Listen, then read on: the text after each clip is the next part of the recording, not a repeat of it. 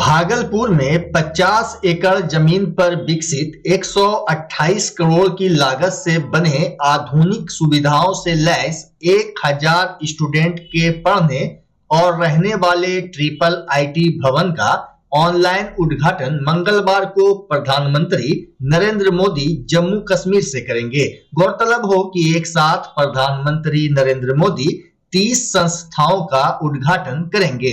उनके साथ भारत सरकार के शिक्षा मंत्री धर्मेंद्र प्रधान भी रहेंगे। वहीं आज ट्रिपल आईटी परिसर में डायरेक्टर प्रोफेसर प्रदीप कुमार जैन ने प्रेस कॉन्फ्रेंस कर विस्तृत जानकारी दी। बिहार का पहला ट्रिपल आईटी ये भागलपुर में खुला था और इसका पठन पाठन 2017 से भागलपुर कॉलेज ऑफ इंजीनियरिंग के बिल्डिंग से शुरुआत हुई थी और आज इसने यहाँ पे इंफॉर्मेशन टेक्नोलॉजी में, कंप्यूटर साइंस एंड इंजीनियरिंग में, इलेक्ट्रॉनिक्स इंजीनियरिंग, मेकाट्रॉनिक्स और कंप्यूटेशनल मैथमेटिक्स विषयों में अंडर ग्रेजुएट और पोस्ट ग्रेजुएट की पढ़ाई होती है। और जैसा आप सभी जानते हैं कि यहाँ का प्लेसमेंट रिकॉर्ड भी काफी, हालांकि ये 7 साल पुराना ही इंस्टीट्यूट है, इसका प्लेसमेंट रिकॉर्ड काफी अच्छा रहा है।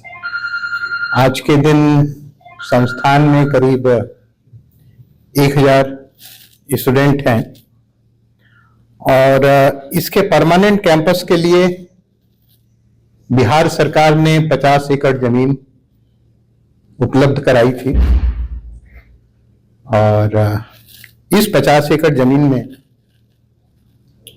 ये ट्रिपल आईटी भागलपुर का कैंपस आज के दिन पूर्ण रूप से विकसित हो चुका है और इसमें करीब 25,000 स्क्वायर मीटर से अधिक का टोटल बिल्टअप एरिया है और इसका डेवलपमेंट कॉस्ट 128 करोड़ का हुआ है और इसमें करीब करीब सारे ब्लॉक्स जो कि एक एजुकेशनल इंस्टीट्यूट में होने चाहिए एक परमानेंट कैंपस में वो हैं, चाहे वो एकेडमिक ब्लॉक हो, एडमिनिस्ट्रेटिव ब्लॉक है, लेक्चर हॉल कॉम्प्लेक्स है, इसका अपना कंप्यूटर सेंटर और लाइब्रेरी कॉम्प्लेक्स है, वर्कशॉप और इंक्यूबेशन सेंटर भी है और इसमें separate girls and boys hostel हैं और यहाँ के एम्प्लॉइयों को के रेसिडेंट्स के लिए, क्योंकि ये ट्रिपल आईटी, एनआईटी, आईआईटी ये पूरा रेसिडेंशियल कैंपस होता है, इसमें सारे स्टूडेंट और टीचर एक ही जगह में रहते हैं, तो उनको यहाँ के टीचरों के रहने के लिए फैकल्टी क्वार्टर भी डेवलप हो चुका है और इसके उद्घाटन के लिए ये पूर्ण रूप से तैयार है और कल 20 नवंबर को इसका डेडिकेशन टू नेशन किया जाएगा। It will be dedicated, all the facility will be dedicated to nation by our honourable prime minister Shri Modi ji, and he will dedicate to this campus to the nation through online mode. He will be present at Jammu and from there he will dedicate it. और इसमें हमारे chief minister Shri Nitish ji और राज्यपाल श्री राजेंद्र अर्लेकर जी पटना से जुड़ेंगे और आपके इस कैंपस में हमारे माननीय deputy chief minister Shri Vijay Kumar Sinha ji उपस्थित रहेंगे। भागलपुर शारदा संगीत सदन के लीज खत्म होने का मामला तूल पकड़ता जा रहा है। दरअसल बीते दिन पार्षद संजय सिन्हा ने नगर आयुक्त और मेयर के समक्ष इस मुद्दे को उठाया था। तब पार्षद संजय सिन्हा ने कहा था कि नगर निगम के ऐसे कई भवन हैं, लेकिन उसके मालिक कोई और बने हैं। वहीं इस मामले को लेकर रविवार की शाम शारदा संगीत सदन की प्राचार्य शर्मिला नाहर के आवास पर सदन के कार्यकारिणी सदस्यों की बैठक हुई।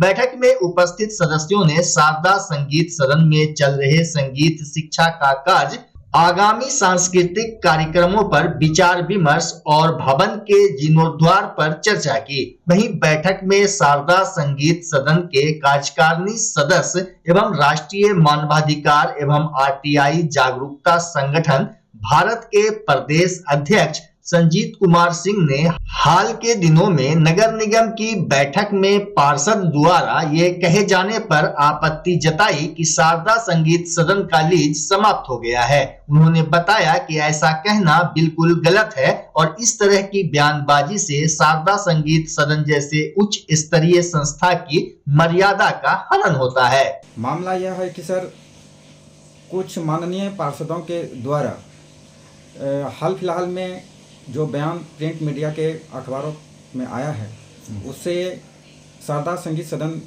के मान मर्यादाओं का हनन हो रहा है, क्योंकि वो कह रहे हैं कि ये लीज पर इसका लीज खत्म हो गया है। किस चीज़ का लीज?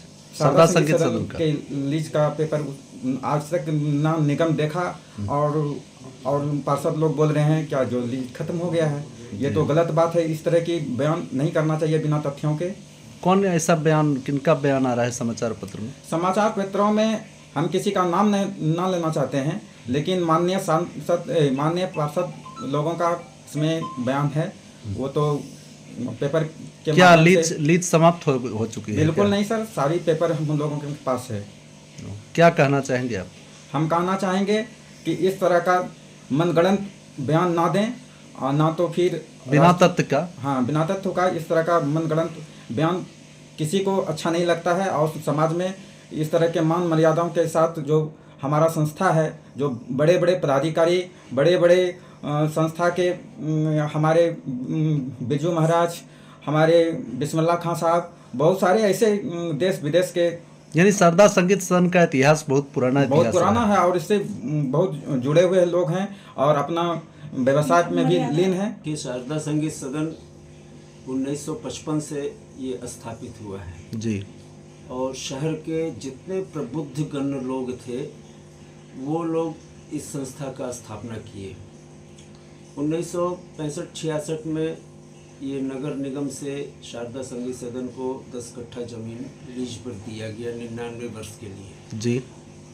और ये संस्था इस उद्देश्य से दिया गया इस संस्था को कि आप संगीत का प्रचार प्रसार करें और उस उद्देश्य में कोई भी कमी नहीं हो रही है जी। आज हमारे संस्था में इतने छात्र हैं जो कि आज बिहार सरकार में शिक्षक बन गए हैं इस यहाँ के प्रमाण पत्र से, शारदा संगीत सदन के प्रमाण पत्र से। अब रही बात कि यहाँ संगीत के प्रचार प्रसार में भारत क्या विश्व के बड़े से बड़े कलाकारों को हम लोग यहाँ आमंत्रित किए हैं और रात भर का यहाँ कार्यक्रम चला है जी। और यानी बिहार के हर जिला से यहाँ लोग दर्शक लोग प्रोग्राम सुनने के लिए आते थे। रात भर का एक लौता कार्यक्रम था जी, जो अभी भी उसको थोड़ा छोटे रूप में कर देने के कारण लेकिन ये कार्यक्रम चलता रह रहा है जी। रही बात कि नगर निगम में जो है कुछ ऐसे लोग हैं पार्षद लोग जी जो ये हल्ला फैला रहे हैं कि शारदा संगीत सदन का लीज खत्म हो गया है जी। लेकिन ये हवा वाली बात करने से तो कोई फायदा है नहीं। आप अपने नगर निगम के खाता को खंगालिए, देखिए कि क्या है नियम और क्या कब तक ये शारदा संगीत सदन जीवित है आपके इस जगह पर। इसको लेकर बैठक की गई है आपके? उसी के लेकर के बैठक किया गया है कि झूठ मूठ का ये अफवाह फैला के शारदा संगीत सदन को यानी उसकी छवि को धूमिल कर रहे हैं, लोगों को मतलब ध्यान में दे रहे हैं कि शारदा संगीत सदन का लीज खत्म हो गया है। अरे भैया, हम तो ये कहते हैं कि आप पहले आप नगर निगम में देखिए, आप अपने खाता को खंगालिए जी जी। अभी शारदा संगीत सदन को बहुत बहुत बहुत वर्ष अभी रहना है उस जगह पर। फिल्म इंडस्ट्री के चर्चित लेखक और निर्देशक भागलपुर बौंसी के रहने वाले इकबाल दुर्रानी भागलपुर पहुंचे। वही प्रेस वार्ता के दौरान दुर्रानी ने बताया कि फूल और कांटे के बाद अब फिल्म के पर्दे पर फूल और कांटे पार्ट 2 देखने को मिलेगा, जिसमें कई लोकेशन भागलपुर और इसके आसपास के क्षेत्र के होंगे। साथ ही उन्होंने कहा कि क्षेत्रीय कलाकार को भी फिल्म में काम करने का मौका दिया जाएगा। घर शिफ्ट करना हो या ऑफिस रीलोकेट करना हो, मेक माई शिफ्ट के साथ अपने सामान को सुरक्षित पहुंचाइए कहीं भी कभी भी। मेक माई शिफ्ट देते हैं residential and office relocation, long distance relocation, heavy machine shifting, packing and moving, international and intercity moving, car transportation जैसी ढेरों best services. Make my shift packers and movers. For bookings call 8298-181-018 या log on करें www.makemyshift.in।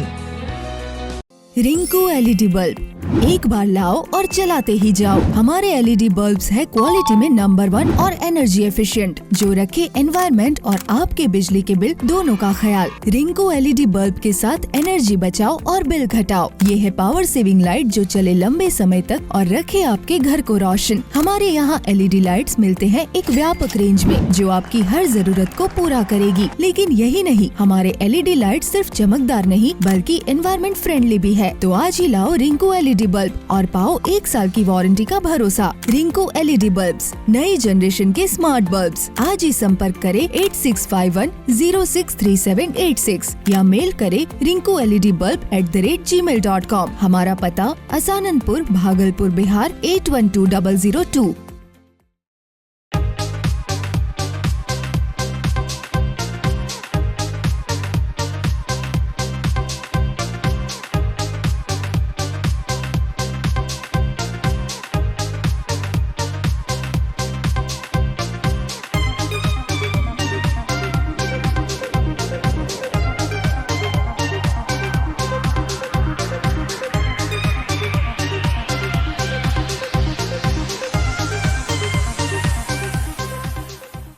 बच्चा जब जन्म लेता है तो कई बार बच्चा तुरंत नहीं रोता है, रोने में देर हो जाता है। ऐसे में बच्चा क्षतिग्रस्त हो जाता है और उसके बचने की संभावना कम हो जाती है।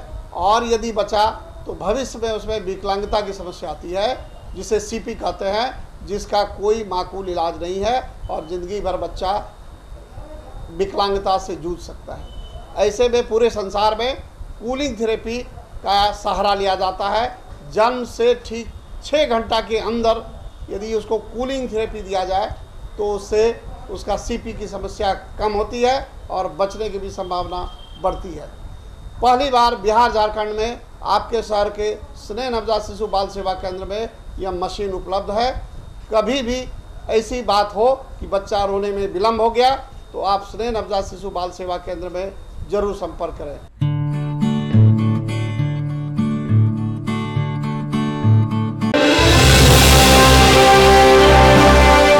Bhagalpur obstetric and gynaecological society की ओर से NH 31 झंडापुर में federation of gynaecological society of India के बैनर तले रविवार को निशुल्क रूरल हेल्थ कैंप लगाया गया। कैंप में स्त्री रोग विशेषज्ञ डॉक्टर वर्षा सिन्हा ने कहा कि लगभग 100 महिलाओं को चिकित्सकीय परामर्श दिया गया। साथ ही विभिन्न तरह की जांच भी की गई, जिसमें मुख्य रूप से हीमोग्लोबिन टेस्ट, शुगर टेस्ट शामिल था। उन्होंने बताया कि 85% महिलाओं में हीमोग्लोबिन की कमी पाई गई, जबकि 15% महिलाओं का पैप स्मीयर टेस्ट कराया गया और शुगर टेस्ट में 2 प्रेग्नेंट महिलाओं में काफी मात्रा में शुगर का लेवल पाया गया। वहीं डॉक्टर विभा चौधरी ने कहा कि महिलाओं में जागरूकता लाने के लिए इस तरह के हेल्थ कैंप का आयोजन आगे भी होता रहेगा। मौके पर doctor Rekha Jha, doctor Kiran Singh, doctor Bina Sinha, doctor Roma Yadav,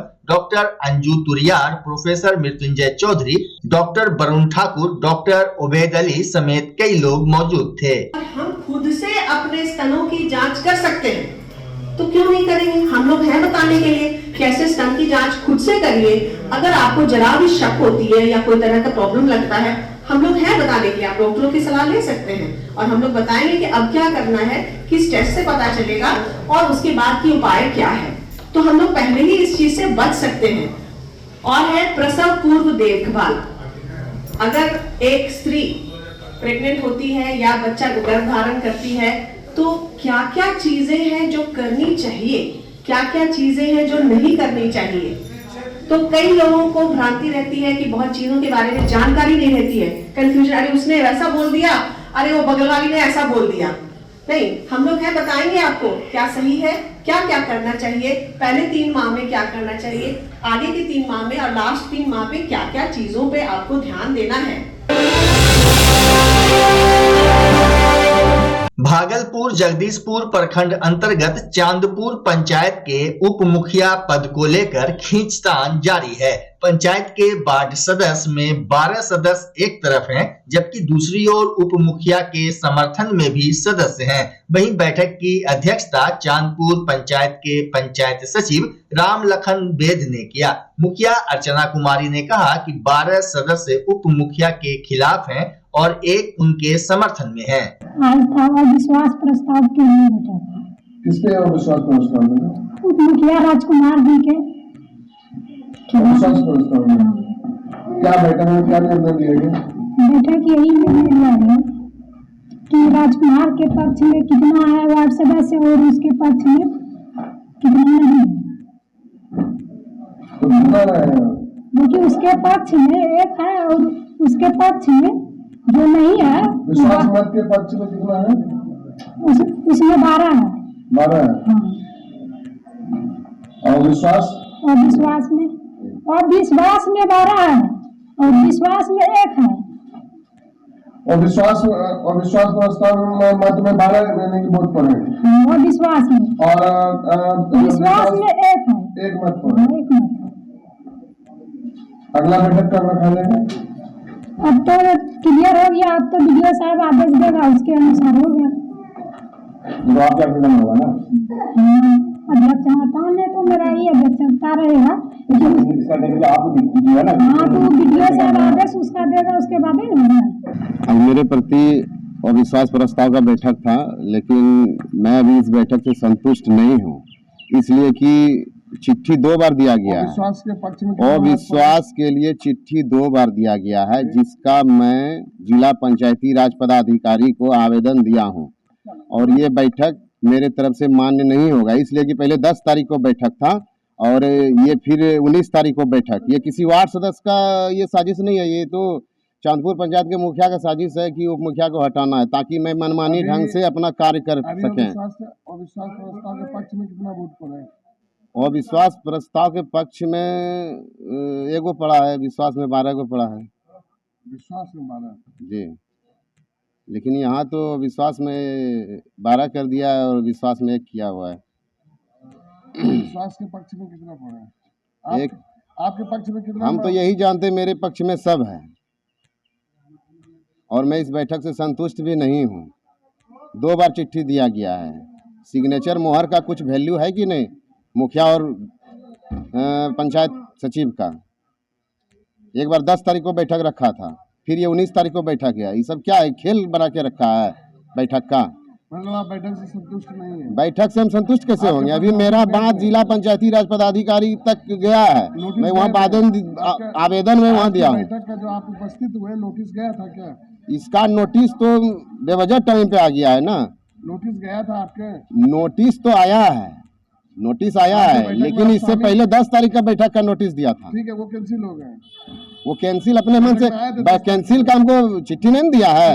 लेकिन आज जो बैठक हुई थी, हाँ, आप जो शामिल हैं आज बैठक में, क्या आपको सूचना दी गई? हाँ, इसका सूचना मुझे वार्ड सदस्य के द्वारा मिला। तो सूचना पर यानी कि आप आज बैठक में शामिल हैं? जी, हमको वार्ड सदस्य के द्वारा सूचना मिला, हम बैठक में हैं। लेटर नहीं गए थे? लेटर दिया है, लेकिन वो टाइम होना चाहिए, 10 तारीख का जो लेटर आया उसके हिसाब से जो टाइम होना चाहिए।